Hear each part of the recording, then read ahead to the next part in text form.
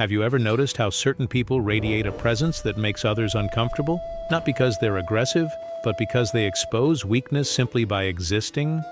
While most people are paralyzed by overthinking, drowning in doubt, making excuse after excuse for why they can't act, there's a small group who moves through life with precision and clarity.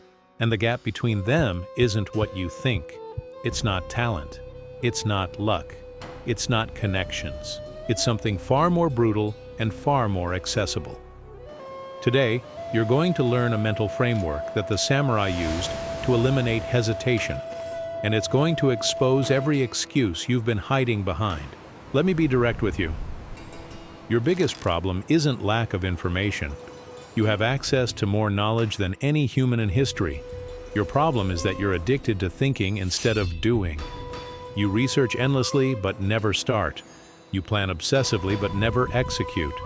You consume content like it's going to save you, but all you're doing is feeding the illusion that learning equals progress. It doesn't. Knowledge without action is just entertainment with a superiority complex. You know exactly what I'm talking about. You want to start that business, but you've been researching the market for 8 months. You want to get in shape, but you're waiting for the perfect program, the perfect time, the perfect feeling. You want to change careers, but you need just a little more certainty before you make the leap. Here's the truth you don't want to hear. You're not being careful. You're being a coward. And the worst part is you've convinced yourself that overthinking is wisdom when it's actually just fear wearing a mask.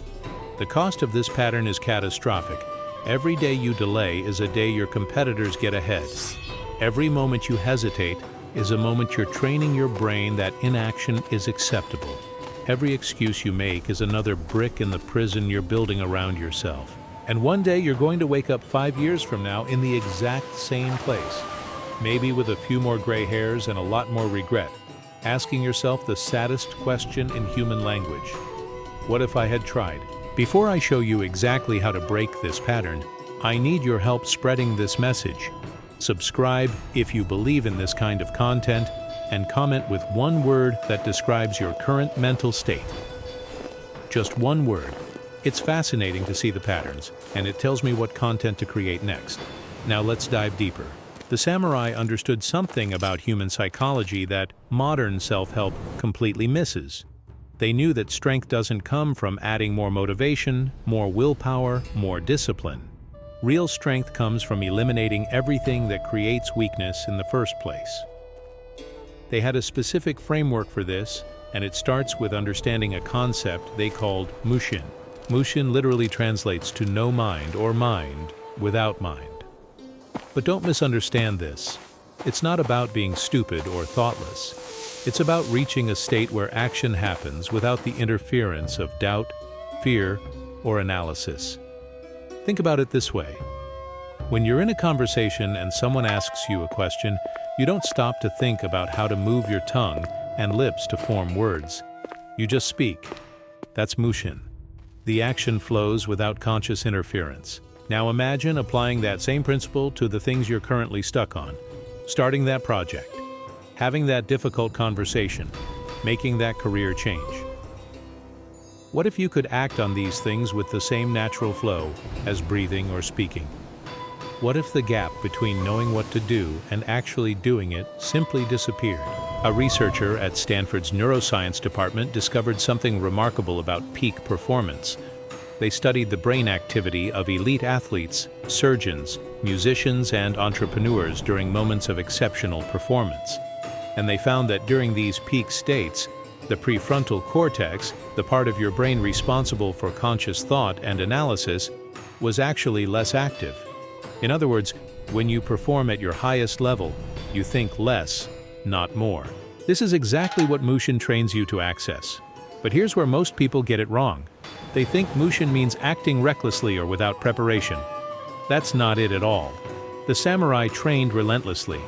They practiced movements thousands of times. They studied strategy obsessively. But when the moment of action arrived, all that preparation had to disappear into instinct. The thinking happened before, not during. This is your problem. You're trying to think your way through the execution phase. You're bringing conscious analysis into moments that require pure action. It's like trying to ride a bicycle while consciously thinking about balance, pedal pressure, and steering angle. You crash. The same thing happens with your goals. You crash because you're thinking when you should be doing. Let me give you a concrete example. Think about someone who wants to start creating content online.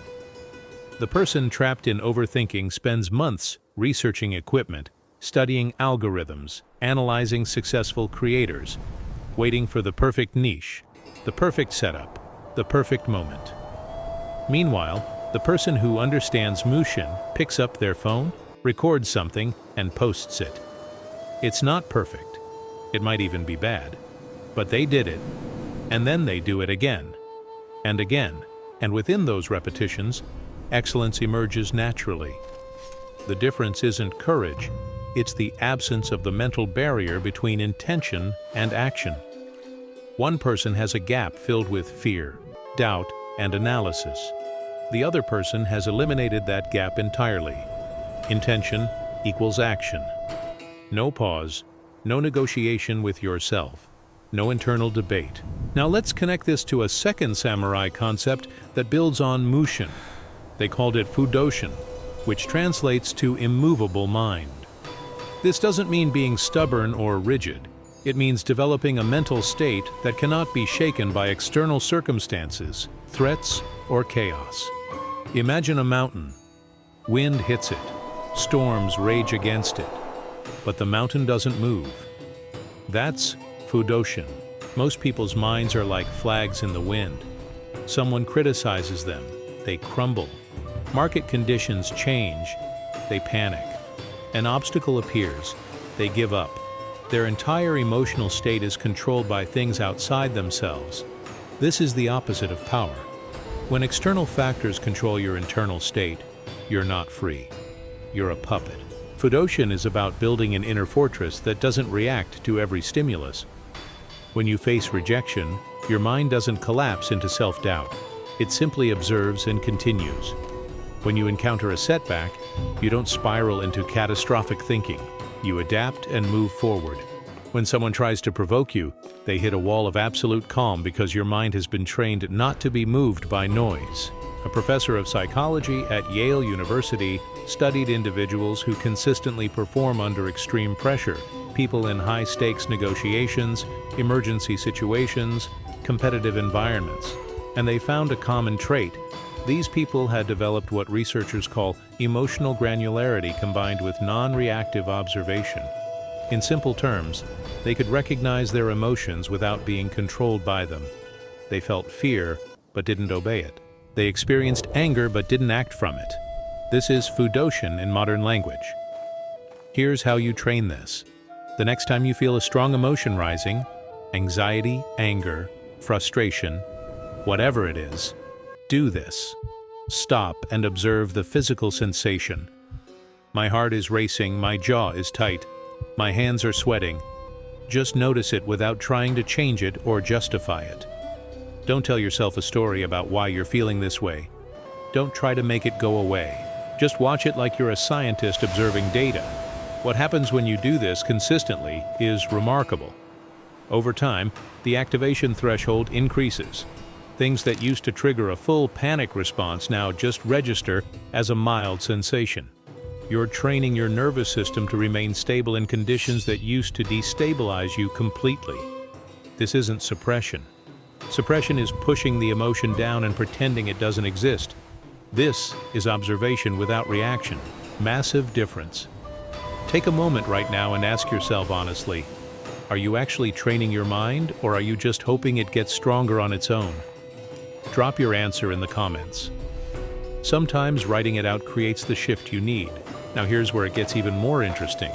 The samurai had a third concept that takes both mushin and fudoshin to a deeper level. They called it sutemi, which literally means abandoning the body or throwing away the self. In combat, this referred to a tactical principle where you sacrifice your own safety to create a decisive opening. You offer the opponent a fatal strike at you, knowing that in taking it, they expose themselves to your counterattack. But the philosophical depth of sutemi goes beyond tactics. It's about complete commitment. No hedging, no backup plans, no safety nets. It's the moment where you burn the boats and there's no retreat possible. And paradoxically, this total commitment often creates the conditions for victory because it eliminates the mental escape routes that drain your focus and energy. Think about how you approach your goals right now. How many backup plans do you have? How many safety nets? How many ways out if things get uncomfortable? Every single one of those is draining your power, because part of your mind is always calculating the exit strategy instead of fully committing to the path forward. I'm not saying to be reckless, I'm saying that half commitment guarantees half results. When you give yourself permission to quit if it gets hard, guess what happens when it gets hard? You quit. But when quitting isn't an option, when you've structured your life so that retreat is more painful than pushing forward, you discover capabilities you didn't know you had. Miyamoto Musashi wrote something that captures this perfectly. In strategy, it is important to see distant things as if they were close, and to take a distanced view of close things. What he means is this: the big, scary goal you're avoiding, bring it close. Make it so real and present that you can't ignore it. The daily discomfort and fear you're obsessing over, push it far away. It's not actually important. Research from the University of Pennsylvania's Positive Psychology Center demonstrates exactly why this works.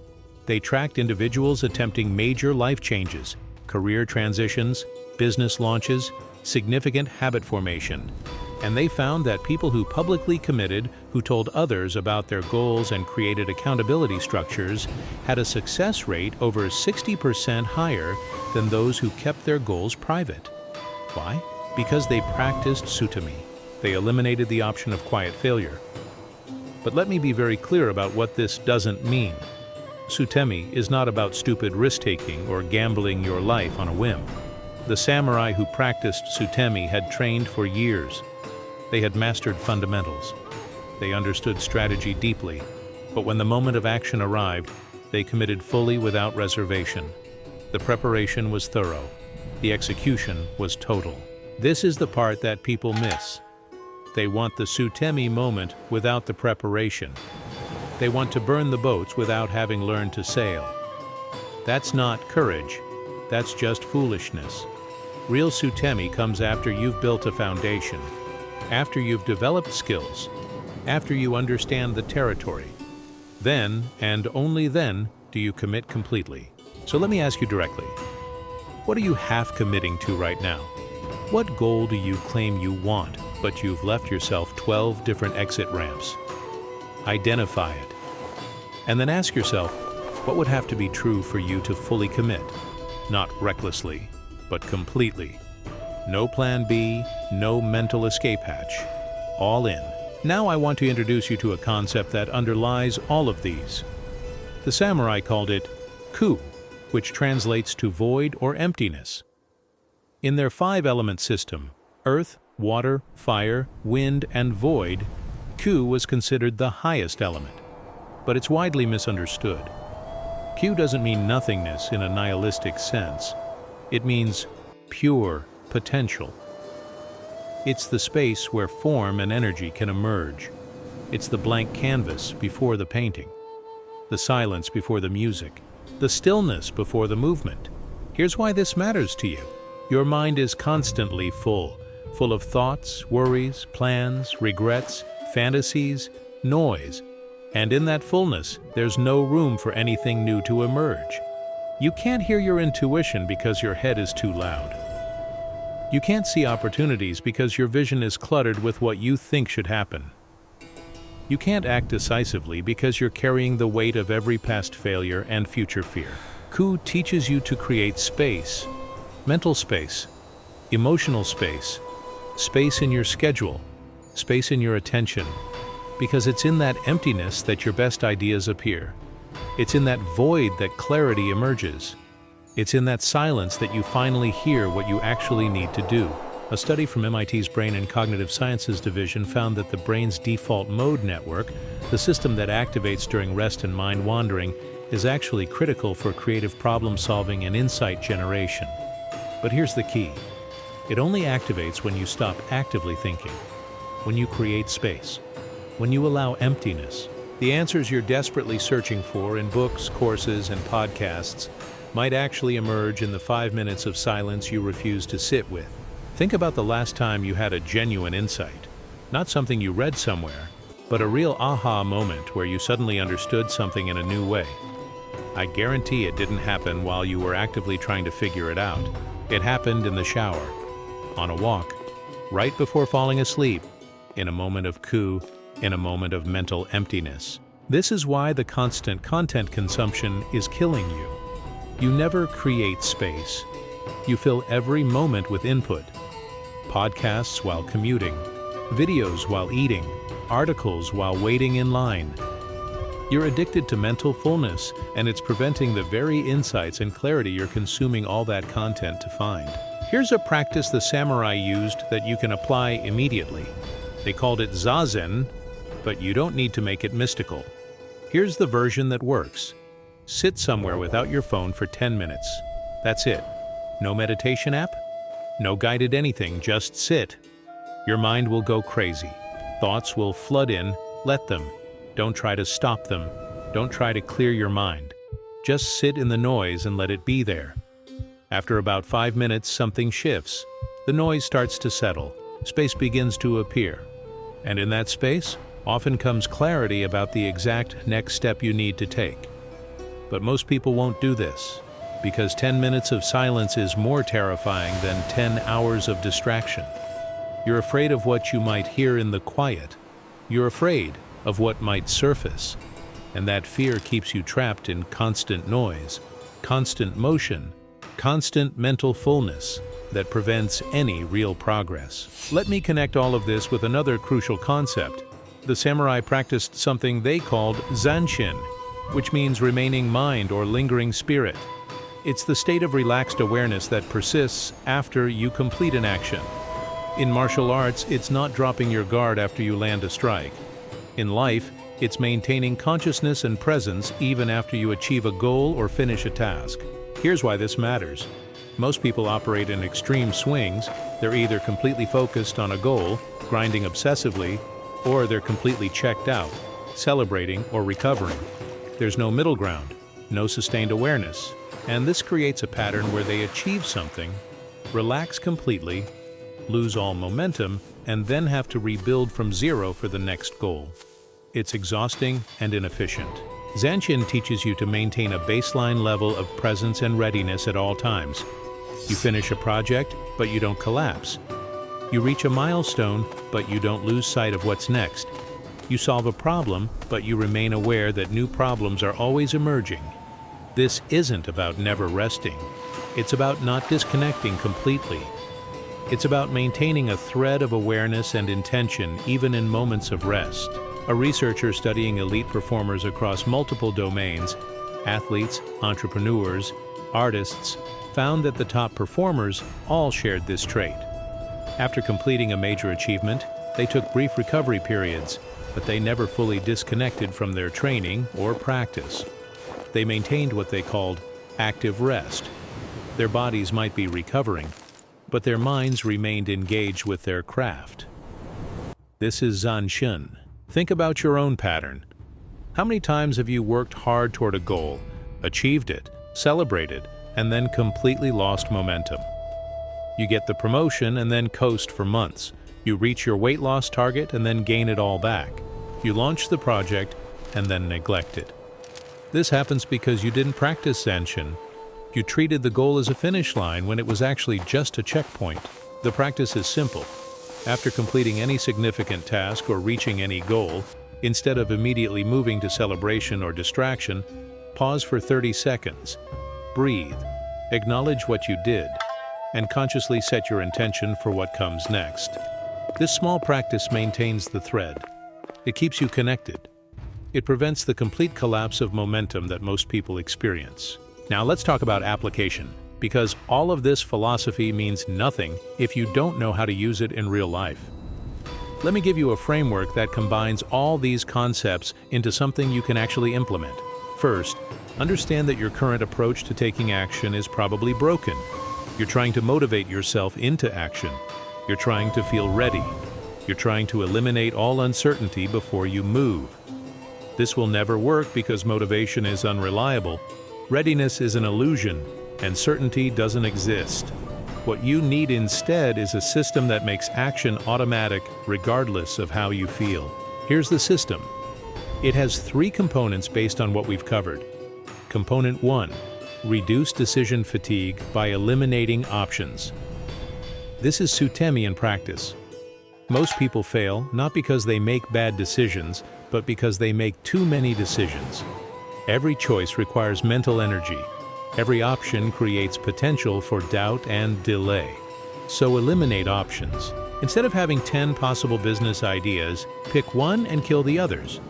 Instead of researching 12 different workout programs, choose one and delete your bookmarks. Instead of considering 15 different career paths, commit to one and close the tabs. This feels wrong to your brain because it wants to keep all options open. But that's exactly why you're stuck. Too many options create paralysis.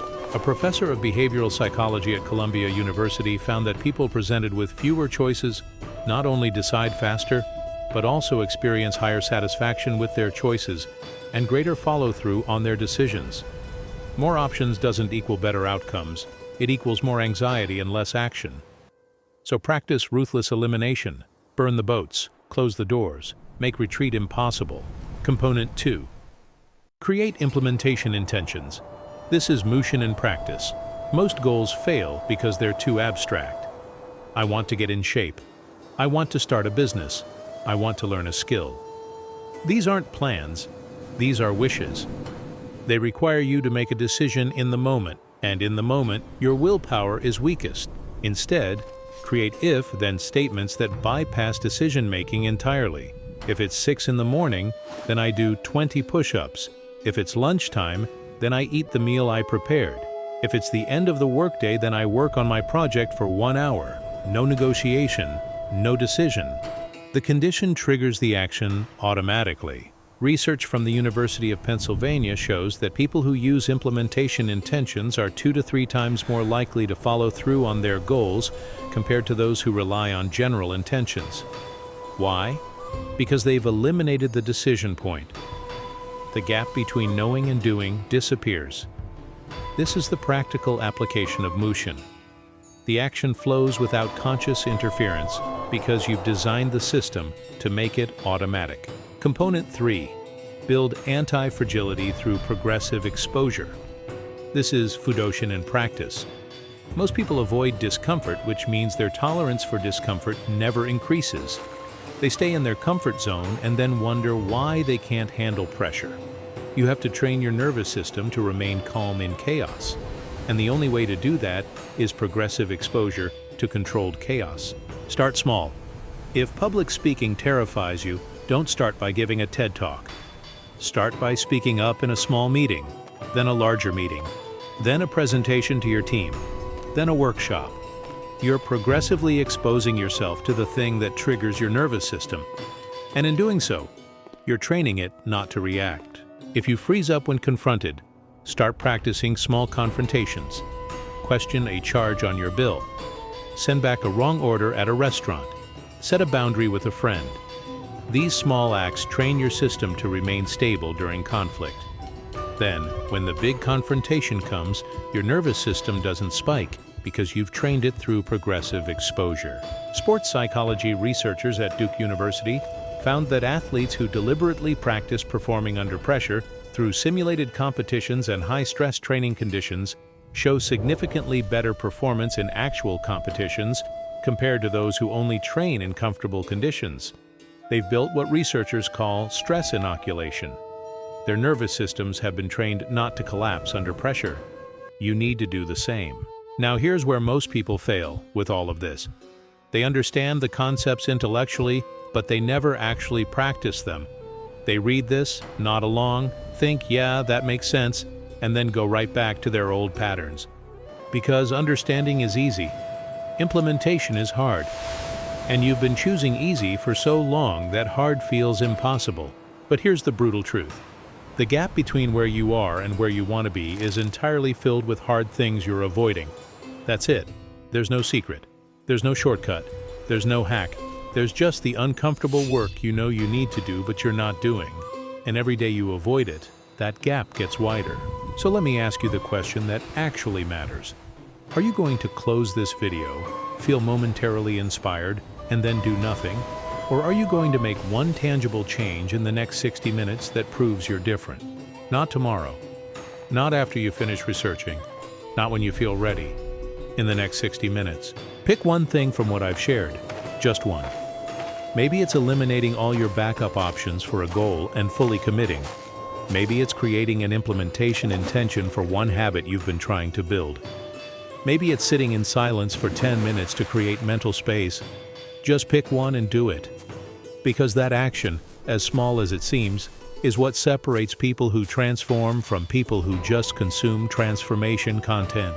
Studies conducted at the University of Chicago's Behavioral Research Lab found that individuals who take immediate action on new information, even small actions within the first hour, are exponentially more likely to integrate that information into lasting behavior change compared to those who delay action. The window of motivation and clarity you have right now is temporary. It will close. The question is whether you use it or waste it. Now I want to address the voice in your head that's already making excuses. That's already saying, yeah, but my situation is different. Yeah, but I don't have the time. Yeah, but I need to think about this more. That voice isn't wisdom. That voice is the exact pattern that's kept you stuck. That voice is fear disguised as reason. And the samurai would tell you that the moment you recognize that voice, you've already won half the battle. Because awareness is the first step to mastery. But awareness alone changes nothing. You have to act on that awareness. You have to interrupt the pattern. And the only way to interrupt a pattern is to do something different right now in this moment. Not later. Now. Because later is where patterns go to survive. Let me give you one more framework to tie all of this together. The samurai had a concept they called shugyo, which means austere training. It's the idea that transformation doesn't happen in moments of comfort. It happens in moments of deliberate discomfort. You don't grow when things are easy. You grow when you voluntarily choose to do hard things even when you don't have to. This is the opposite of how modern culture operates. Modern culture tells you to optimize for comfort, to eliminate all friction, to make everything as easy as possible. But what happens when you do that? You become soft. Your tolerance for discomfort shrinks. Your capacity for hard work atrophies. And when life inevitably brings difficulty, you collapse because you've trained yourself to avoid it rather than face it. The samurai trained in the cold, in the heat, in the rain, when they were tired, when they were injured. Not because they were masochists, but because they understood that mental and physical strength are built through voluntary hardship. And in today's world, where you can order anything with a click, avoid any discomfort with a distraction, and numb any emotion with entertainment, the ability to voluntarily choose discomfort is the ultimate competitive advantage. Here's your practice. Every single day, do one thing that's uncomfortable but beneficial. Take a cold shower. Have the conversation you're avoiding. Work on the project that scares you. Sit with difficult emotions instead of distracting yourself. Fast for a meal. Walk instead of drive. Put your phone in another room for an hour. It doesn't matter what it is. What matters is that you're training your system to handle discomfort. A researcher studying habit formation at Cornell University discovered that individuals who practice what she calls productive discomfort, voluntarily doing difficult things they don't have to do, show significantly higher resilience, grit, and achievement across all areas of life compared to those who optimize only for comfort. They're not tougher because they were born that way. They're tougher because they trained that way. And here's the beautiful part. Once you start practicing this, once you start choosing discomfort deliberately, the things that used to terrify you start to feel manageable. That presentation that used to make you sick with anxiety, just another task. That business risk that used to keep you up at night, just another decision. That confrontation that used to make you want to hide, just another conversation. Your baseline tolerance shifts, and what used to be your maximum capacity becomes your new normal. But you have to start. You have to take that first step. And I already know what you're thinking. You're thinking, I'll start tomorrow, I'll start Monday, I'll start after I finish this project. No, those are lies. The only moment that exists is now, and if you can't act now, you won't act tomorrow either. Because tomorrow you'll have a new excuse, a new reason to delay, a new justification for why today isn't the day. The samurai understood this perfectly. Miyamoto Musashi wrote, "Today is victory over yourself of yesterday. Tomorrow is your victory over lesser men." Every day you delay is a day you're defeated by your past self. Every day you act is a day you're conquering your weaker version. The choice is always yours. Now let me tell you what happens when you actually apply these principles consistently. Not just read about them, not just understand them, but actually live them. You become someone that other people notice, not because you're loud or trying to impress anyone, but because you carry yourself differently. You have a presence that comes from knowing you've done hard things. You have a calm that comes from training your nervous system under pressure. You have a clarity that comes from eliminating the noise and sitting with emptiness. People will start asking you what changed. They'll sense something different, but won't be able to articulate what it is. And here's the thing. You won't really be able to explain it either, because the transformation isn't about what you added. It's about what you removed. You removed hesitation. You removed the gap between intention and action. You removed the negotiation with yourself. You removed the need for perfect conditions. You removed the addiction to comfort. And what's left is something raw and powerful. A person who acts. A person who doesn't flinch. A person who faces difficulty without complaint. A person who keeps moving forward regardless of circumstances. That person commands respect, not because they demand it, but because their existence proves what's possible when you stop making excuses. But let me be very clear about one thing. This path isn't for everyone. Most people will read this, feel momentarily inspired, and then go right back to scrolling, consuming, and avoiding. They'll talk about it at dinner parties like they learned something profound, but their behavior won't change one bit. And that's fine. The path of the warrior, whether literal or metaphorical, has never been for the masses. It's for the few who are willing to pay the price. The question is simple. Are you one of the few? Or are you just another person who collects information but never transforms? Your answer won't come from what you think or what you say. It will come from what you do in the next hour, because that's the only thing that actually matters. Here's my final challenge to you. For the next 7 days, practice one principle we discussed. Just one. Don't try to transform your entire life overnight. That's another form of avoidance disguised as ambition. Pick one thing. Maybe it's sitting in silence for 10 minutes every morning to practice Ku. Maybe it's creating one implementation intention to practice Mushin. Maybe it's doing one uncomfortable thing daily to practice Fudoshin. Just pick one and commit for 7 days. And here's the key. Don't judge the results. Don't expect to feel different immediately. Don't look for proof that it's working. Just do it. Because the real transformation isn't in the outcomes. It's in the practice itself.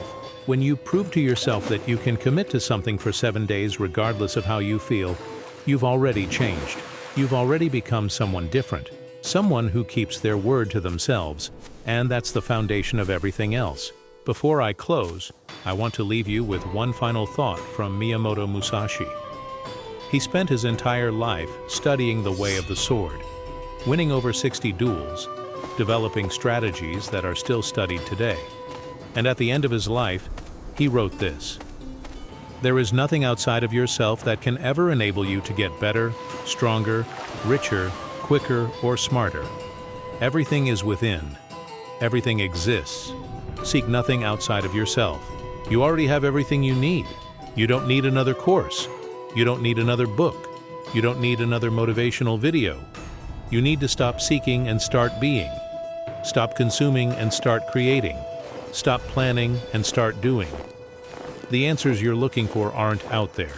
They're inside you, waiting to emerge the moment you create the space for them and take the action required." If this video challenged you or gave you a new perspective, subscribe to the channel and activate notifications. Show your support with a like. Then answer this in the comments. What weakness are you eliminating first? Be specific. Public commitment increases follow through. Make your declaration. Until next time, control yourself or be controlled.